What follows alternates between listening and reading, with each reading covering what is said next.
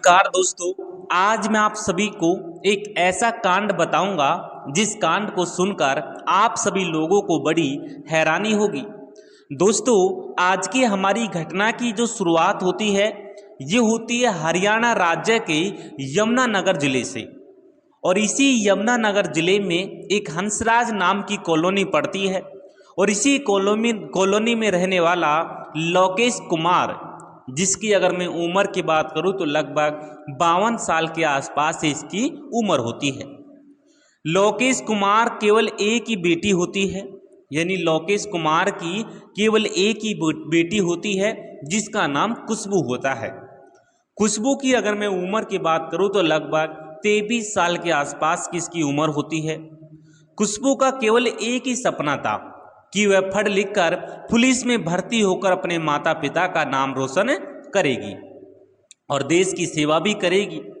ये लगातार प्रयास भी करती है। आखिरकार 1 साल का वक्त गुजर जाने के बाद खुशबू पुलिस में भर्ती भी हो जाती है। जैसे वो भर्ती हो जाती है तो उसके पिता लोकेश कुमार उसकी शादी की चिंता में लग जाते हैं। दूसरी तरफ खुशबू हर रोज पुलिस स्टेशन में जाने लगती है और अपनी ड्यूटी देने लगती है। अच्छे खासे पैसे भी कमाने लगती है।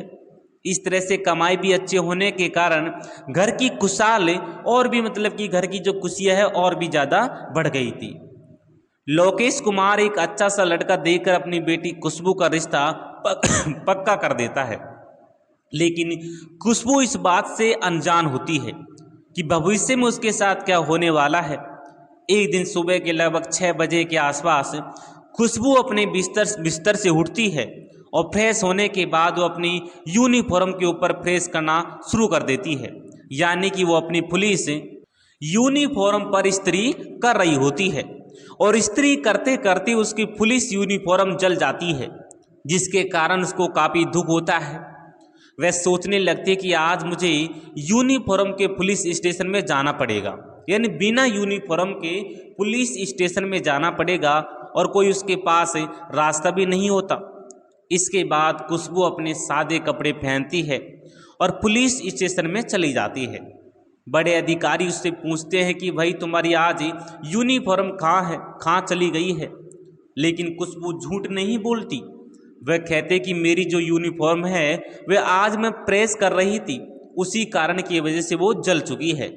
और इस तरह से बड़े अधिकारी भी उसकी मजबूरी को समझ लेते हैं। दिन भर खुशबू पुलिस स्टेशन के अंदर ड्यूटी देती है। जैसे ही रात के 8 बजे का समय होता है तो खुशबू अपने पुलिस स्टेशन से अपनी स्कूटी लेकर बाहर निकलती है और अपने घर तक जाने के लिए जैसे 1-2 किलोमीटर का सफ़र तय कर लेती है तो बीच रास्ते में उसकी स्कूटी खराब हो जाती है। इस स्कूटी को बार बार देखती रहती है, चेक करती रहती है कि स्कूटी चलेगी या नहीं चलेगी। लेकिन स्कूटी खराब हो चुकी थी, चलने की हालत में नहीं होती। और इसके बाद खुशबू इधर उधर देखना शुरू कर देती है। लेकिन सुनसान इलाका होता है, वहाँ से वाहन तो गुजर रहे होते हैं लेकिन दूर दूर तक कोई भी व्यक्ति दिखाई नहीं देता। थोड़ा समय गुजर जाने के बाद एक ट्रक उसके पास आकर रुक जाता है और उस ट्रक में से एक बड़ा सा ही हैंडसम नौजवान लड़का बाहर निकलता है। उस लड़के का नाम अमर होता है।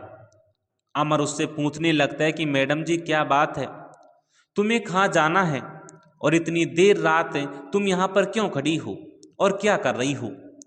तभी पुलिस वाली जिसका नाम खुशबू होता है इस लड़के से कहने लगती कि मैं पुलिस में हूँ और मेरी जो स्कूटी है वो खराब हो गई है, मुझे अपने घर पर पहुँचना है। लेकिन अमर ट्रक ड्राइवर जिसका बिल्कुल भी यकीन नहीं करता, वह सोचने लगता है कि ये लड़की जानबूझकर बोल रही है, ये पुलिस में नहीं हो सकती। और इस तरह से वह अपने मन इन बातों को सोचते हुए पुलिस वाली खुशबू के ऊपर से नीचे की तरफ देखने लगता है।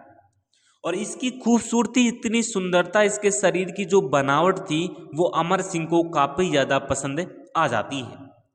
और देखते ही देखते अमर उससे कहने लगता है कि मैं तुम्हें गाड़ी से घर तक ड्रॉप कर दूंगा, यानी कि घर तक तुम्हें छोड़ दूंगा। और इसके बाद अमर सिंह अपने एक दोस्त शेखर के पास फ़ोन कॉल करता है उससे कहता है कि शेखर, तुम अपनी गाड़ी लेकर मेरी बताई गई जगह पर जल्दी से जल्दी आ जाओ। एक मैडम हमारा इंतजार कर रही है, हम उसको घर तक छोड़कर आएंगे। उसकी स्कूटी खराब हो चुकी है। लगभग 10 से 15 मिनट के बाद वह शेखर नाम का लड़का अपनी गाड़ी लेकर वहां पर चला आता है। और जब शेखर गाड़ी से उतरता है तो देखता है कि वहां पर एक खूबसूरत और जवान सुंदर लड़की खड़ी थी, जिसका नाम खुशबू था। खुशबू को देखकर शेखर भी अपनापन खो बैठता है। वह भी उसकी सुंदरता को लगातार देखने लगता है और इसके बाद अमर सिंह की तरफ कुछ इशारा करता है। और फिर इसके बाद अमर सिंह जो है शेखर दोनों इस खुशबू को अपनी गाड़ी में बिठा लेते हैं। गाड़ी घर की तरफ चलना शुरू हो जाती है। 2 किलोमीटर का सफर तय करने के बाद अचानक से गाड़ी फिर से रोक दी जाती है। और गाड़ी जैसे ही रुकती है तो अमर सिंह इस पुलिस वाले खुशबू से कहने लगता है कि तुम्हारी तो किस्मत खराब है, ये गाड़ी भी खराब हो चुकी है। और इस तरह से तीनों उस गाड़ी से बाहर निकल जाते हैं। तभी शेखर इस गाड़ी में एक कोल्ड ड्रिंक निकालता है और कोल्ड ड्रिंक पहले से ही खरीद ली गई थी। उसके अंदर नशीला पदार्थ भी पहले से ही मिला दिया गया था। और इसके बाद शेखर इस महिला खुशबू से पूछने लगता है कि तुम्हें कोल्ड ड्रिंक पीनी है या नहीं पीनी। अब खुशबू को प्यास भी लगी थी, वह थोड़ी सी कोल्ड ड्रिंक पी लेती है। कोल्ड ड्रिंक पीने के 5 मिनट के बाद जैसे ही खुशबू देखते देखते वहां पर बेहोश हो जाती है। जैसे ही खुशबू बेहोश हो जाती है तो फिर अमर सिंह और शेखर दोनों खुशबू को गाड़ी में बिठाते हैं और फिर से गाड़ी चलाना शुरू कर देते हैं। गाड़ी खराब नहीं हुई थी, जानबूझकर वह गाड़ी खराब का बहाना लगाया गया था। और जैसे आधे घंटे का वक्त गुजर जाता है तो फिर अमर सिंह और शेखर इसको एक कमरे में लेकर चले जाते हैं।